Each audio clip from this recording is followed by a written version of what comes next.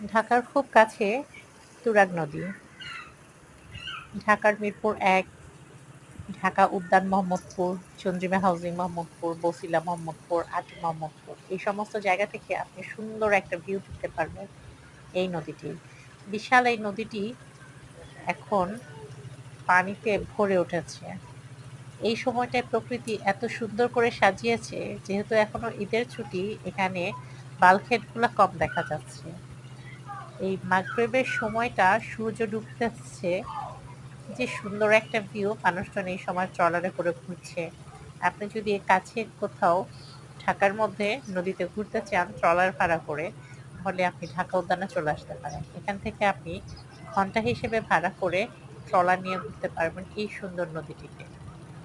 এদিক থেকে আপনি সদরঘাট যেতে পারবেন, ওই দিক থেকে মিরপুরে যেতে পারবেন। বিশাল এই নদীটি আপনাকে যেখানে যেতে চান সেখানেই নিয়ে বেড়াবে। সবাইকে অসংখ্য ধন্যবাদ। নদীর ভিউ কেমন লাগলো জানাবেন।